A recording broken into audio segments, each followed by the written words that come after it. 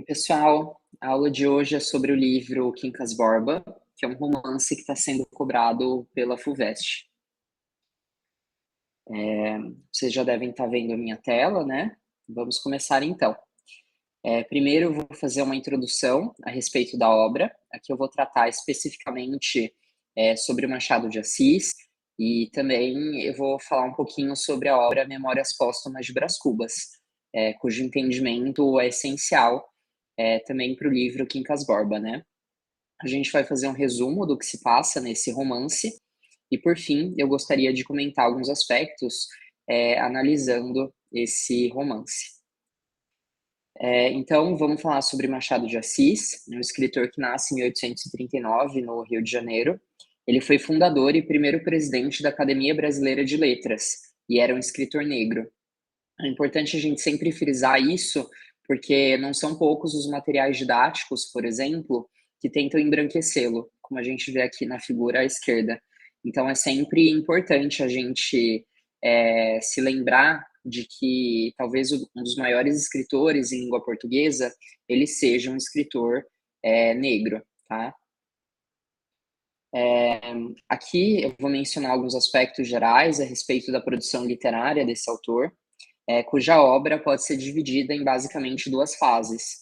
A gente tem a fase romântica, inicialmente, em que o escritor ele vai se utilizar de alguns convencionalismos da época, né? E, portanto, essa é a fase menos importante. E a que ganha realmente mais destaque é a fase realista, que ela se inicia após a publicação do livro Memórias Póstumas de Brás Cubas, esse MPBC aqui.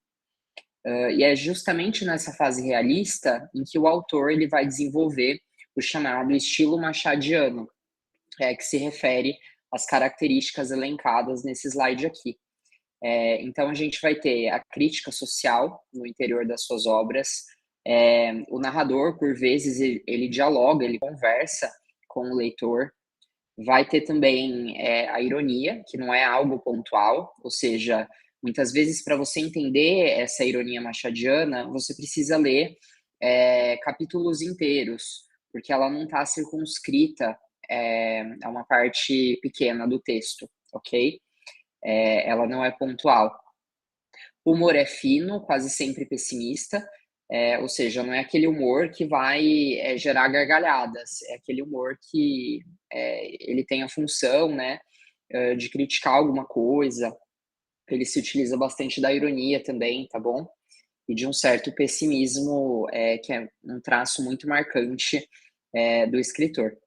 Vai também haver a metalinguagem, essa função da linguagem caracterizada, como que a gente pode definir a metalinguagem, né? É quando a linguagem se volta sobre si mesma, ou seja, quando eu tenho um livro que fala sobre o ato de escrever, tá? Por exemplo, isso. Esse é um escritor bastante cético também, principalmente em relação à humanidade, né? Ele vai fazer análise psicológica das personagens, que são em sua maioria complexas, ou seja, a gente não tem aqui a divisão do mundo entre mocinhos e vilões. Não existem maniqueísmos aqui, porque os valores morais eles estão relativizados, né? A gente tem uma flexibilidade ética aqui na produção literária do autor. Ele também vai se utilizar de digressões. O que é digressão? Digressão é uma ruptura do eixo narrativo tradicional. Então, só para explicar melhor, a maioria dos autores, eles chegam de um ponto A da narrativa para um ponto B, que podem ser dois acontecimentos de um livro, por exemplo. Eles, portanto, chegam do ponto A para o ponto B em uma linha reta. E a digressão, que eu vou representar aqui em azul, que é o que o Machado faz, é você chegar do ponto A até o ponto B por meio de várias sinuosidades, por meio de várias curvas, né? Ou seja, ele interrompe momentaneamente a narrativa para tecer comentários, para fazer reflexões, e que vão ser muito importantes para o entendimento da obra. Ou seja, a gente não pode pular essas digressões. Parece que ele está meio que desviando do assunto, e o assunto seria a narrativa, né? No entanto, elas são fundamentais para o entendimento da obra.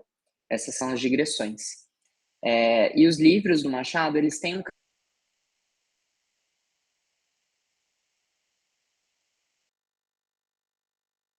temas super universais que dizem respeito a qualquer pessoa, em qualquer época, como, por exemplo, o amor, a loucura, a ambição também, vão ser temas do Quincas Borba. Portanto, essas são as características da obra do autor.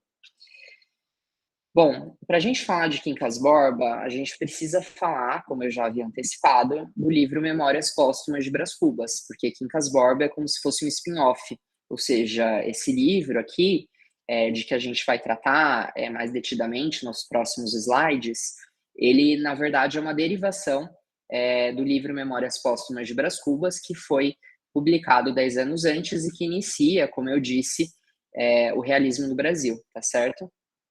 Então, vamos entender qual que é o ponto de contato entre uma obra e outra. Então, na Memórias Póstumas, o Quincas ele é apresentado quando o Brás Cubas, que é o protagonista, né, desse outro romance, então quando ele faz referência à sua infância, tá? O Quincas Borba é amigo de infância do Cubas. Depois, a gente fica sabendo que o Quincas Borba havia se tornado morador de rua, né, um mendigo. O Brás, então, ele se encontra, né, com o Quincas Borba, lhe promete um emprego, doa-lhe 5.000 réis, que era a moeda da época, né, e após a insistência do amigo, tem seu relógio roubado, em meio a um caloroso abraço. Ou seja, o Quincas, ele rouba o relógio do Brás. Quincas Borba ele vai reaparecer quando envia uma carta para o Brás Cubas, dizendo que recebeu uma grande herança, pedindo desculpas pelo empréstimo, né, vulgo roubo, do relógio, e aproveitando para restituir o Cubas. Na carta, o Borba também faz a primeira referência ao humanitismo, e a gente já vai entender o que, que é o humanitismo nessa aula. Talvez esse seja um dos pontos mais fundamentais, um dos pontos mais importantes quando a gente fala do Quincas Borba, né, desse outro livro. E daí por diante, estreitam-se as relações entre o Brás e o amigo de infância, e cada vez mais o narrador, que é o Cubas, ele encanta-se com a filosofia humanitista. E no final desse romance, né, do Memórias Póstumas, o Quincas Borba ele vai morrer e ele estava louco, né, quando ele morre. Bom, a gente precisa desse preâmbulo para entender o que se passa em Quincas Borba, ok?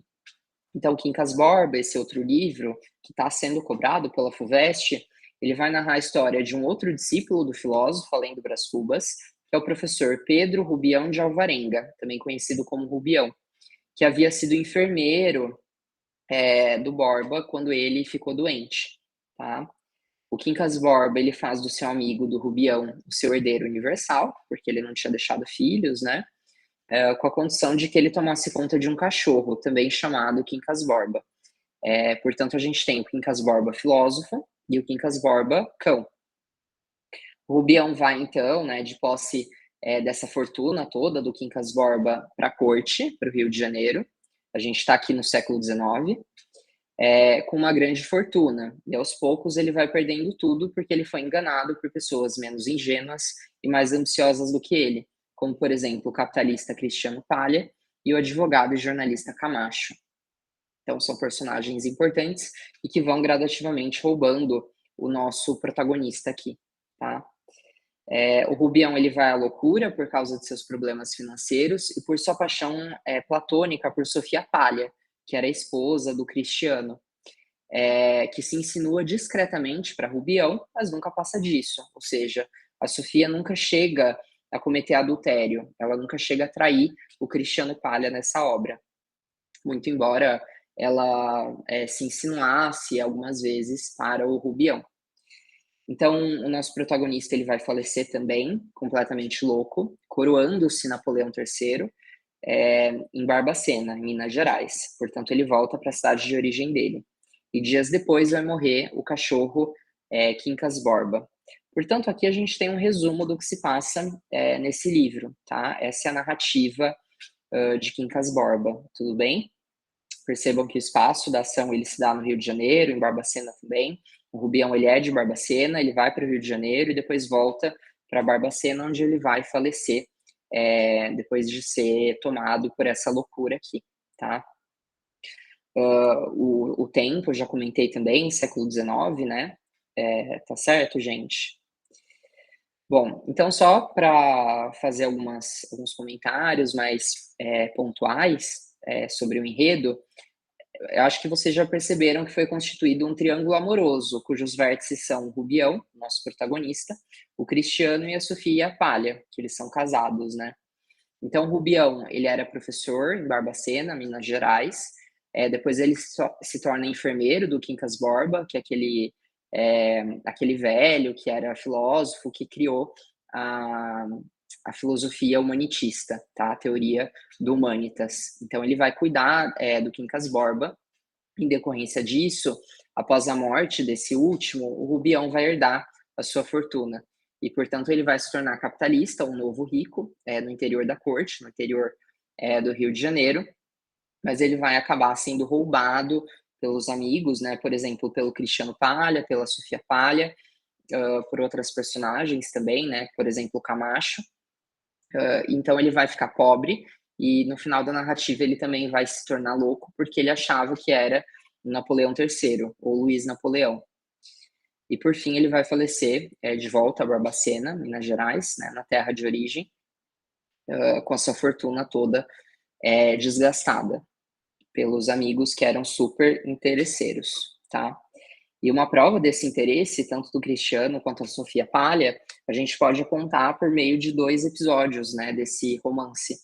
Então, o Rubião, ele vai receber uma cesta de morangos, e nessa cesta havia um bilhete, e após a leitura desse texto, o Rubião, ele achou que a Sofia Palha estava dando em cima dele. No entanto, a gente vai descobrir depois que o bilhete havia sido escrito pelo Cristiano Palha, tá? Bom, de qualquer forma, o Rubião, ele estava achando que a Sofia tinha um interesse por ele, certo? Interesse esse que não existia, né? Mas o Rubião, ele convida a Sofia, enquanto ele estava na casa dos seus amigos, né, do Cristiano, da Sofia, então ele convida a mulher para um passeio no Jardim dos Palha. Ela vai com o protagonista, e nesse passeio, ele canta a Sofia, ou seja, é, ele demonstra que ele se interessava amorosamente mesmo por ela. E a Sofia, ela fica num conflito, porque assim, ela não correspondia a essa paixão do Rubião, ela realmente gostava do seu marido, né, do Cristiano. No entanto, ela não pode rejeitar completamente o Rubião, porque eles eram interesseiros, eles estavam interessados nessa fortuna do Rubião, né? Então ela fica nessa sinuca de bico, tá? Essa cena do jardim, que é super importante para a obra, pode ser objeto de questão. Ela vai ser interrompida quando o Major Siqueira, que era um amigo da casa, ele interrompe os dois, ou seja, Rubião e Sofia. Esse Major Siqueira, que era pai de uma outra personagem chamada Dona Tunica, que era uma solteirona de quase 40 anos, tá? Enfim, ele interrompe, né, o Major Siqueira interrompe os dois nesse passeio pelo jardim. Depois a Sofia vai contar para o seu marido as investidas que o Rubião havia feito, né, em relação a ela, mas o Cristiano ele pede para que a Sofia não cortasse os laços com o Rubião, uma vez que ele, né, o Palha, ele devia para o antigo professor. Portanto, aqui a gente entende que eles são super interesseiros, eles têm esse pragmatismo que é super importante, né? Eles só estão interessados no dinheiro do Rubião, tá? E conforme este, né, Rubião fica pobre, o casal Palha vai se tornando cada vez mais rico, vai ascendendo socialmente, ok? Tanto que no final do livro eles geram uma fortuna às custas do Rubião. Tudo bem, gente? Até aqui? Bom, a Sofia, ela gostava muito de um tal de Carlos Maria, um outro personagem que eu não havia comentado com vocês até então, era um jovem, né? Mas que ao longo depois, né, no decorrer da narrativa, ele vai se casar com a Maria Benedita, que é a prima da Sofia. Portanto, a Sofia e o Carlos Maria nunca chegam a se envolver de fato, mas eles trocavam vários flertes, o que aponta para o fato de que a Sofia era super hipócrita. Então, assim, ela não é que ela era fiel ao Cristiano Palha e por isso ela negava as investidas do Rubião. Na verdade, é só porque ela não gostava mesmo do Pedro, né, do protagonista, ok? Bom, então aqui a cena do jardim, né, então a gente tem a figura do Rubião e a figura da Sofia. A Sofia, ela recebe várias cantadas, né, do protagonista, mas ela não corresponde, mas ao mesmo tempo ela não nega essas investidas, porque ela não queria afastar o seu amigo que era detentor de um capital muito grande, né. Bom, vamos fazer análise dessa obra, vamos comentar alguns aspectos mais técnicos. O narrador de Quincas Borba é um narrador em terceira pessoa, é um narrador onisciente, né, portanto não é personagem. O espaço, já comentei, é Rio de Janeiro e Barbacena, mas principalmente a corte, né. O tempo é Segundo Reinado, século XIX.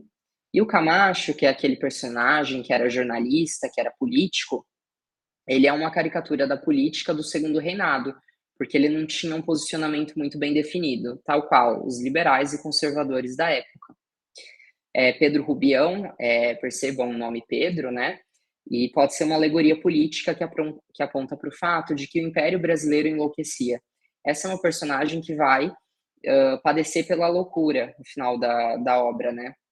Ele acreditava que era o Luiz Napoleão, ou Napoleão III. Portanto, Pedro Rubião enlouquece. E quem também se chama Pedro? Dom Pedro. É, Dom Pedro II, como a gente consegue ver na foto aqui da direita. E, portanto, é, o que esse nome está indicando para a gente? Está indicando que, na verdade, era o Império Brasileiro que enlouquecia nessa época, tudo bem? Lembrando que a gente tem aqui a convivência da escravidão, tá bom? No Segundo Reinado. Essa época, por exemplo, da lei do ventre livre, né? Bom, portanto, tudo se passando no interior do Segundo Reinado. E esse talvez seja o slide mais importante da aula, eu vou terminá-la com ele. E nesse slide eu defino para vocês o que é o humanitismo, essa teoria que foi criada pelo Quincas Borba, filósofo. Então, a teoria do Quincas era uma legitimação da busca do prazer sem condenar o egoísmo, a volubilidade, o cinismo, a superficialidade e a verdade. Trata-se, né, na verdade, de uma paródia do positivismo e das tendências cientificistas da segunda metade do século XIX, como, por exemplo, o darwinismo social. Tá? Então, é uma ironia, uma crítica que o Machado estava fazendo. Não é que ele concorda com essa teoria. Na verdade, ele estava fazendo uma paródia, né, dessas teorias cientificistas que estavam surgindo nessa época. Bom, o humanitismo, ou filosofia humanitista, tinha como lema o vencedor às batatas, e isso se refere a uma historinha, né, que vai aparecer no livro. E que historinha era essa? Então, a gente tinha, né, um morro e duas tribos, tá? Eu vou representar cada tribo de um lado do morro, tá? Então, a gente tinha duas tribos, cada uma delas em um lado desse morro. Não sei desenhar muito bem, né, mas é só para vocês entenderem o que está se passando. E aqui no topo do morro a gente tinha várias batatas, tá? Então aqui a gente tem as batatas. O que vai dizer essa teoria, né, a lei do Humanitas? Ela vai dizer que uma tribo necessariamente deveria exterminar a outra, porque se não fizesse isso, né, se uma tribo não exterminasse a outra, não haveria batatas suficientes para nutrir ambas as tribos, ambos os grupos humanos. E, portanto, deveria haver necessariamente a morte de uns para a sobrevivência do outro. Essa é a lei do Humanitas, ou seja, na qual vai vencer o mais forte, tá? Então, é a transposição para o contexto moral e humano do princípio darwinista da sobrevivência do mais apto, certo? Mas aqui a gente não está falando de animais, a gente está falando de seres humanos. Até um exemplo que o Quincas Borba dá, quando ele está explicando essa teoria para o Rubião, é de quando, se não me engano, era a avó dele, que havia sido atropelada por uma sege, ou seja, por uma carruagem, mas o Quincas vai dizer que estava tudo bem, porque o dono dessa carruagem, ele tinha fome. Ou seja, o fato da avó dele ter sido atropelada, na verdade, significou a ascensão, né, daquele indivíduo que estava dirigindo a carruagem, que estava com fome, tá? Ele conseguiu se alimentar, ele conseguiu prevalecer com a morte dessa senhora, tá? Então, para vocês verem o absurdo que é essa teoria, né, gente? O humanitismo. Mas o Machado de Assis colocando o dedo na nossa cara, né? E zombando dessas tendências cientificistas, tá? Não é que ele concordava com isso. E essa teoria também, ela vai achar que a guerra ela tem um caráter conservador e benéfico, né? Como o exemplo dessas duas tribos que estavam batalhando por batatas, tá? Então, isso explica o lema do humanitismo, que é o vencedor nas batatas. Tudo bem, gente? Então, com isso eu termino a minha aula sobre Quincas Borba. Lógico que ficaram faltando vários aspectos, né, dessa narrativa, desse livro, mas que vocês encontram na versão completa do material, tá? Eu acabei não comentando para não estender muito essa aula. E se vocês tiverem quaisquer perguntas, vocês podem me procurar por meio dessas formas de contato, tá bom? Tchau, tchau.